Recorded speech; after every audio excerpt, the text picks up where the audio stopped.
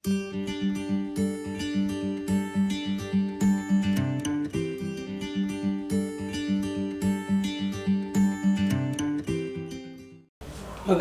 umaga po sa ating lahat mga kapatid. Ngayon po ay araw ng Martes. Patuloy po natin na aawitin at kung kayo'y may himnaryo dyan, buksan po ninyo sa page 63. Rescue the Perishing.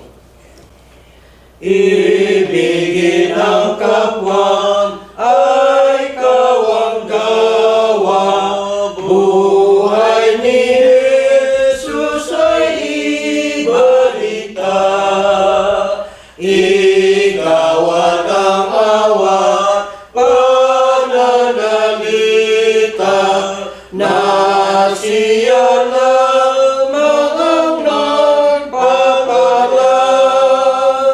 Akain sa lingap ang nalilinsad sa Diyos na may habag ng maligtas. Sakaling aayaw ay pagkamanang pilitin sa mga kagalingan hanggang sa maparang ang kadiliman. Siya'y kusaing pagtiyagaan. Akain sa lingap ang nalilinsad sa Diyos na may habag ng maligtas.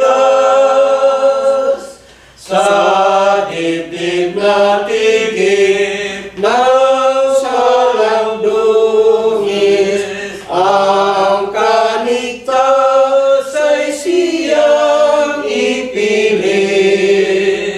Na do'y masilip at nang sumapit sa paa ni Jesus ay igawin. Akain sa lingap ang nalilinsad sa Diyos na may habag ng maligtas. Ituro ang bagay ng kaligtasan, tulong ni Jesus iyong asahan. Siya ang agapay ng kalakasan, mong tatamuhin na walang hanggan. Akain sa lingap ang nalilinsad sa Diyos na may habag ng maligtas. Amen. Tayo manalangin, aming Ama at aming Diyos na makapangyarihan sa lahat. Yes. Narito po kami nagpupuri sa iyong pangalan sa pamamagitan po ng aming pagpupuri sa iyo at aming pinasasalamatan na binibigyan mo kami ng kalakasan, kalusugan ng aming panglupang katawan upang gagamitin po namin sa aming paglilingkod sa iyo. Tulungan mo po kami, Panginoon, at alalayan sa aming pagbabahagi ng iyong salita. At maraming salamat, Panginoon, sa iyong ipinagkaloob sa bawat isa sa amin. Yes. Upang kami magpapatuloy sa paglilingkod, magpapatuloy kami sa aming gawain, alang-alang kay Jesus naming Panginoon at Tagapagligtas. Amen. Amen.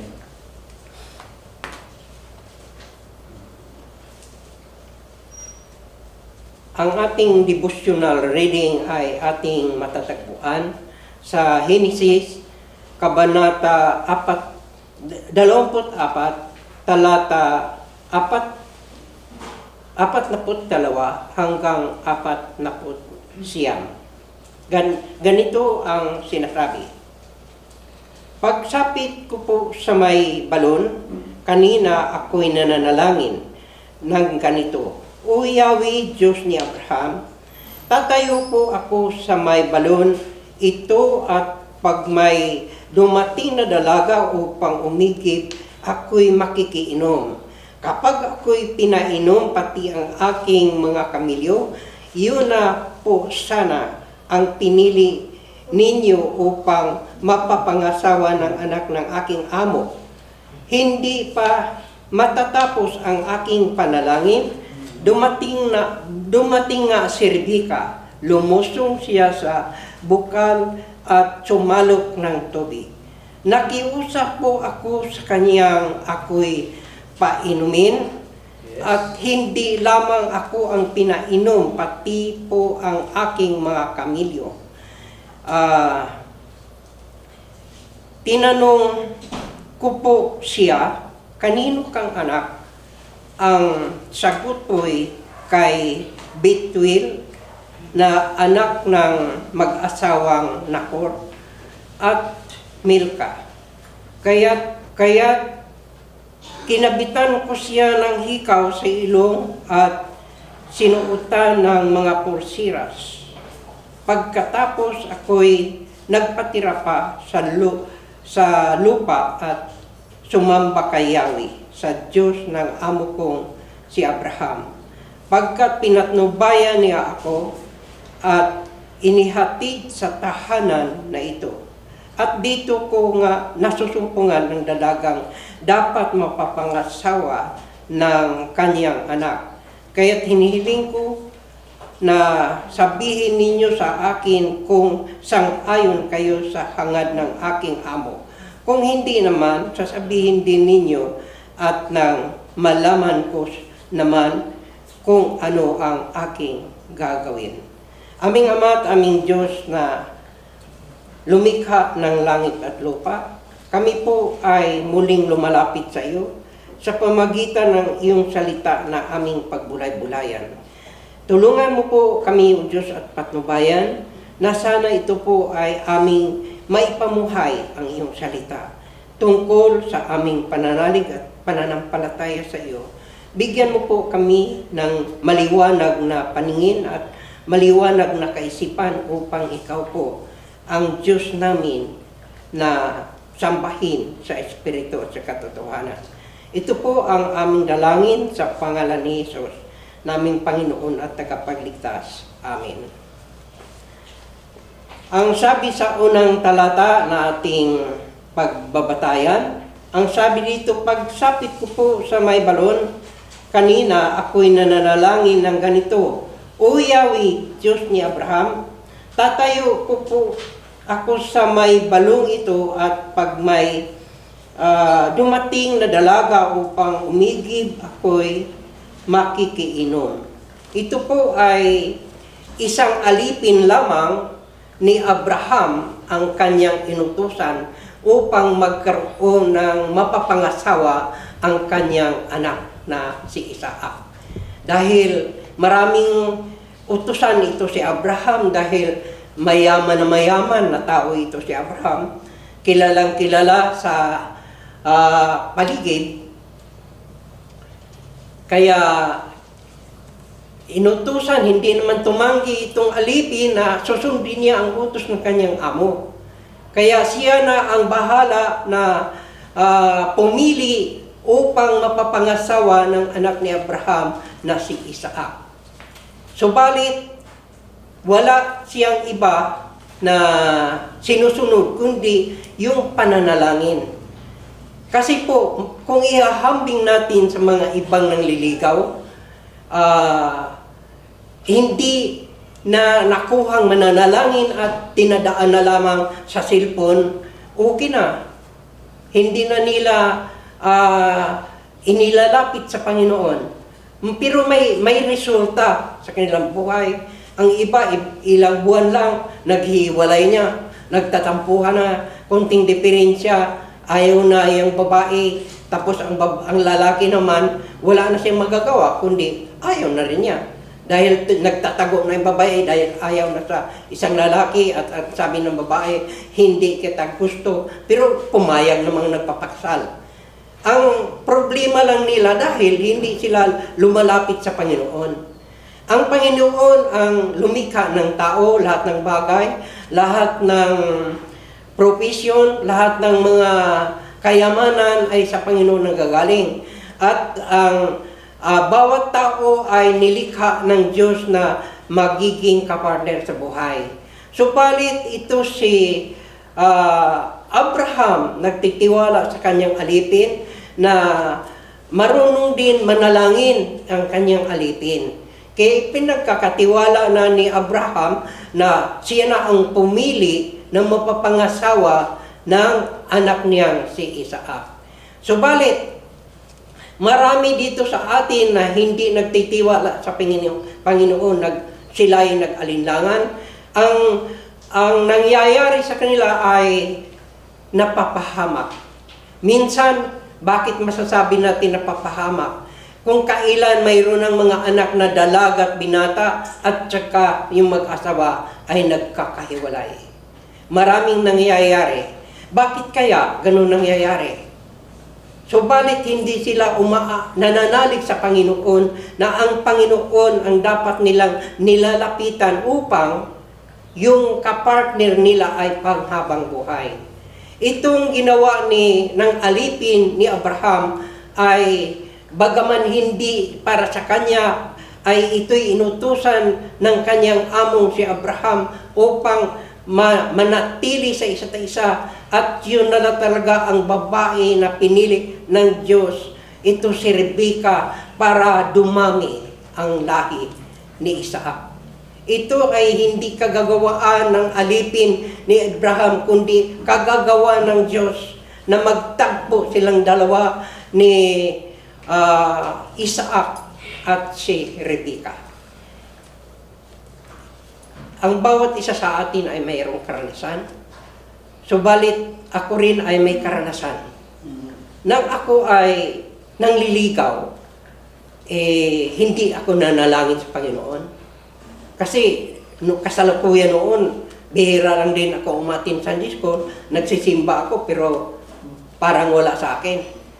Kaya mabilis ako mangligaw, pero mabilis namang mawawala. Bakit nasabi ko yun? Hindi kalooban ng Panginoon. Bagaman kami nagsama ng 2 taon, doon siya nanirahan sa bahay, sa aking bahay, hindi naman nagbubunga at hindi ipinagkaloob ng Diyos.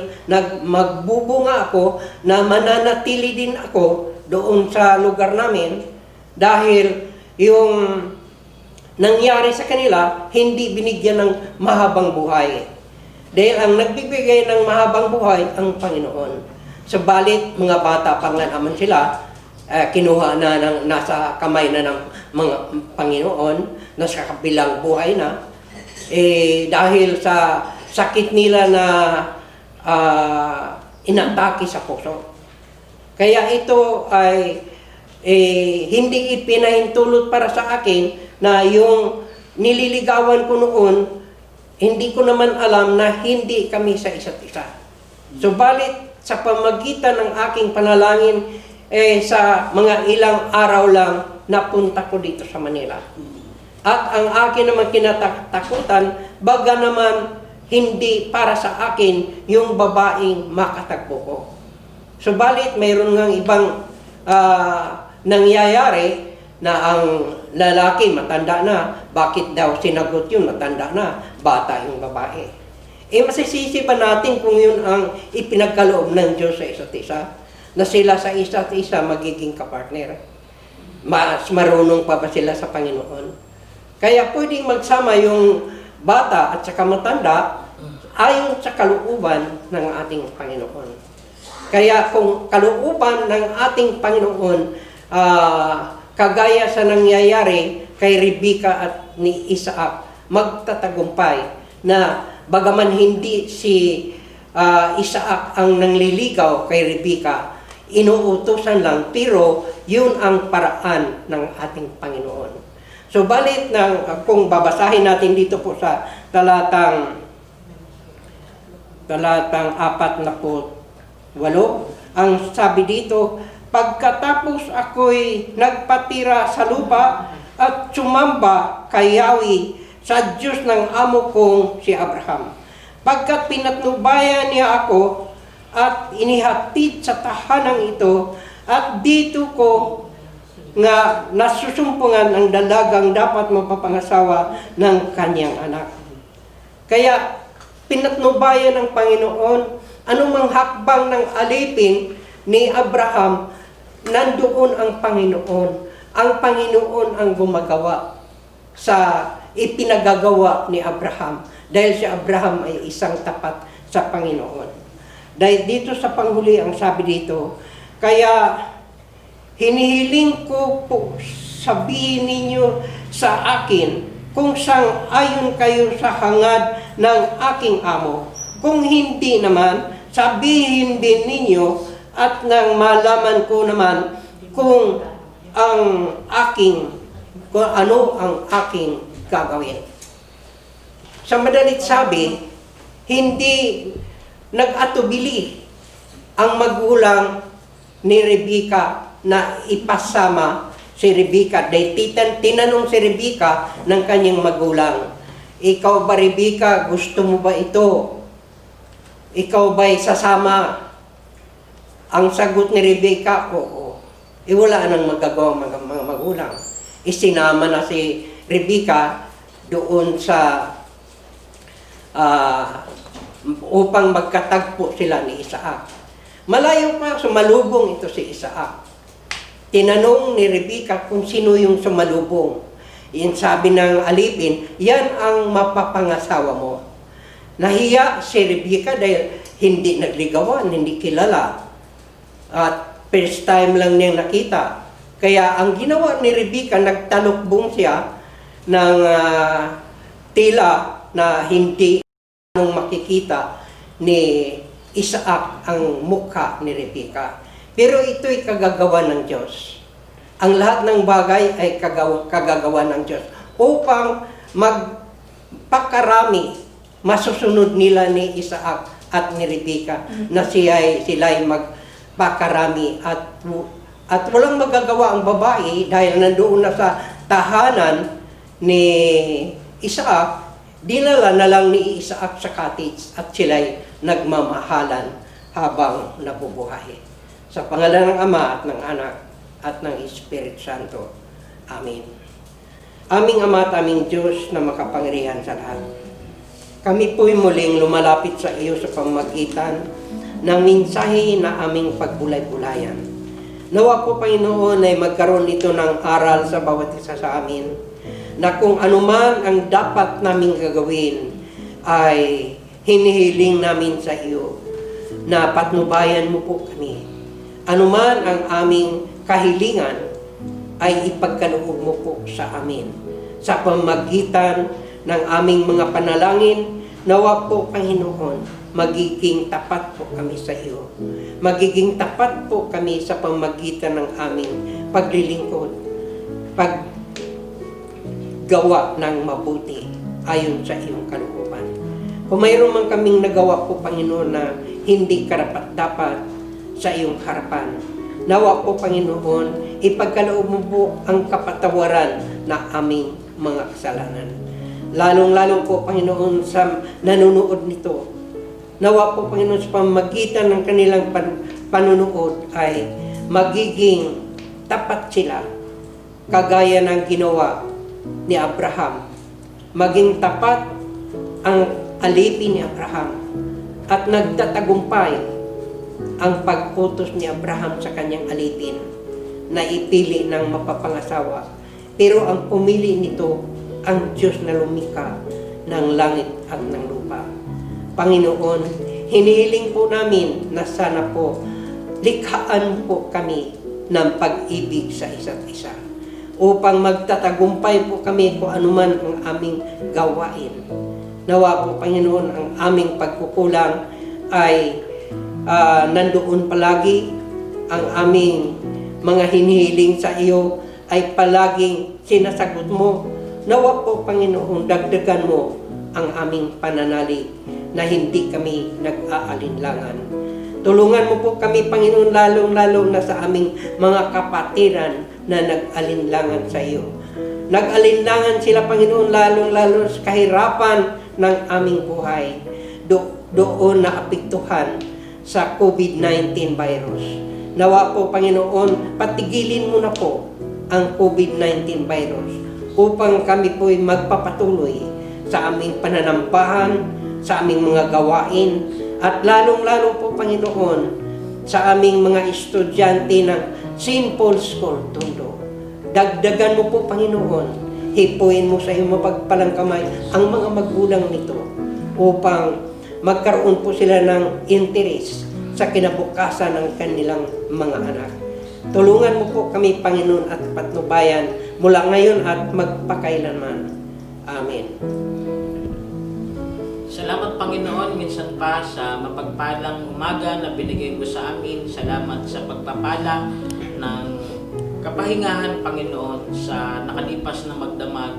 Salamat muli mo kami ginising na mayroong kalakasan, kalusugan, at buhay at hamon sa panibagong araw na ito, Panginoon. Panginoon, nauna ka na sa amin sa araw na ito, sa lahat ng mga mangyayari. Higit lalo sa lahat, hinihiling po namin ang iyong presensya at pagsama sa amin. Salamat po sa pagpapaalala sa amin ng patuloy naming paghanap, pagsisikap na malaman ko ano po yung kalooban po ninyo sa pamamagitan po ng inyong salita, sa pamamagitan ng paglalaan namin ng aming buhay, sa pagsamba, sa pananalangin at pagbubulay-bulay ng mga salita mo, Panginoon. Doon ka namin makikilala, doon namin malalaman kung ano po yung kalooban at nais po ninyo para sa aming buhay. Panginoon, ano man po ito, lahat ng ito ay mabuti pa rin para sa amin na nararanasan po namin, na kalagayan po namin, Panginoon. Hayaan nga po ninyo ng mga anak mong ito na nakikinig sa amin, patuloy na maging uhaw, maging gutom, Panginoon, sa salita mo upang patuloy nilang pagyamanin ang kanilang mga buhay sa kaugnayan sa inyo, sa pamamagitan ng inyong mabuting balita. Pinagpapala ka namin sa umagang ito at maraming salamat, Panginoon, sa pagtitiwala sa amin ng inyong mabuting balita. Alang-alang kay Jesus na aming Diyos. Amen. Diyos na aming Ama, kami po ay patuloy na lumalapit sa iyo sa oras na ito at humihingi po ng guidance, Lord, sa mga pagpupulong na aming ginagawa sa ikalalago ng aming iglesyang St. Paul UMC. Ngayon po, Panginoon, ay magmi-meeting ang BOT. Pagpalain mo, Panginoon, ang miyembro nito, ang chairperson, Lord, kung sino man po ang mangunguna sa kanila, Panginoon. At mag-e-election ay ituro mo, Panginoon, ang magiging karapat-dapat, Panginoon, na yung anak na gagamitin mo sa calendar year 2000 to 2001.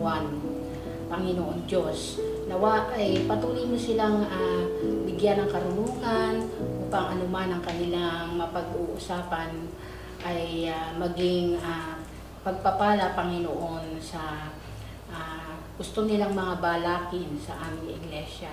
At salamat din po sa guidance mo sa nakaraan naming nurture meeting sa pangunguna ng kapatid namin si Aaron Singwa. Panginoon, pagpalain mo rin po ang mga plano namin sa taong ito. Nawa ikaw po, Panginoon, na magbigay sa amin ng magaganda pang mga hangarin para sa ikapagtatagumpay ng aming iglesia. At Lord, nawa ay sa gagawin naming overview mamaya, patnubayan mo po si Pastor Abner na siyang maglilid sa amin. At ako rin po sa online na ministry ko po sa Sunday School.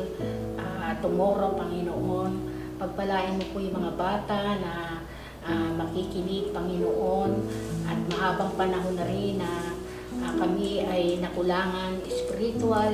Kaya nawa, Panginoon, i-guide mo ang mga gawain ito upang ang mga batang ito ay mas lalo pang maging malalim sa pagkakakilala sa iyo. Ang lahat ng ito ay dalangin namin at tumaasa ko, Panginoon, ng iyong patnubay sa mga gawain namin ito ay magtatagumpay sapagkat ito ay para sa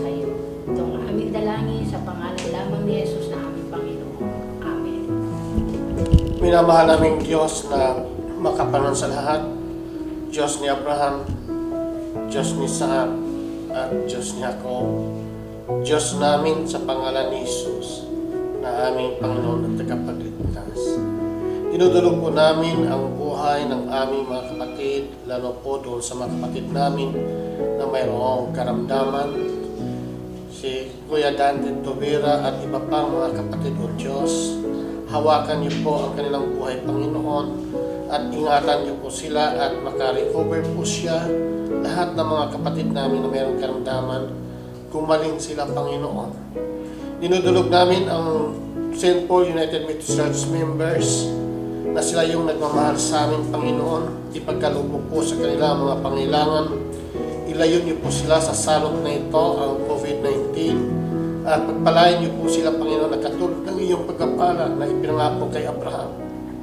Na maranasan nila ang kaginawa ng buhay at maging matapat sila sa iyo, O Diyos.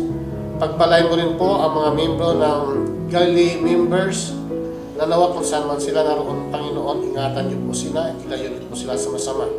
Ganyan po ang aming paaralan, Panginoon, ang mga teachers, ang mga estudyante ng aming paaralan, St. Paul Grade School, na may maging maayos, O Diyos, at gamitin niyo po na maraming mag-enroll na mga estudyante at naway matuto sila, Panginoon. Lalo na po sa ganitong merong online na classes, Lord. Panginoon, pagpalain niyo po ang aming bansa. Ingatan niyo po, Panginoon, at magkaroon na po ng economic recovery at magkaroon ng vaccine, ang antidote ng virus na itong coronavirus, Panginoon. At naway magkaroon ng katiwasayan sa aming bansa, magkaroon ng economic boom, at magkaroon ng maraming trabaho sa mga kababayan namin.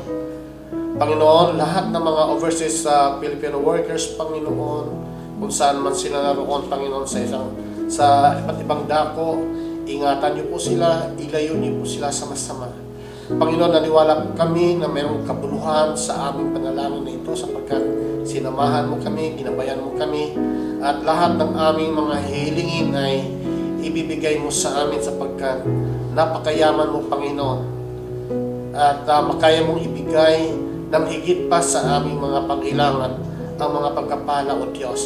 Subok na sa aming buhay na mayroong Diyos na buhay, kumikilos sa amin at tumutugon sa aming mga pangailangan na kahit kami ay hindi karapat-dapat na tumanggap ng mga pagkapalang ito. Ngunit sa iyong kahabagan, Panginoon, pahintulot niyo po na mangyari ito sa bawat isa, lalo po sa mga nakikinig ng aming online prayer covenant and devotion. O Diyos, ibuhos niyo po sa kanila ang iyong maapaw na pagkapala, O Diyos. Panginoon, maraming salamat sa iyong pagkikinig sa amin. Pagpalain niyo po kami sa pangalan ni Jesus na siyang nagmamahal sa amin. Amen.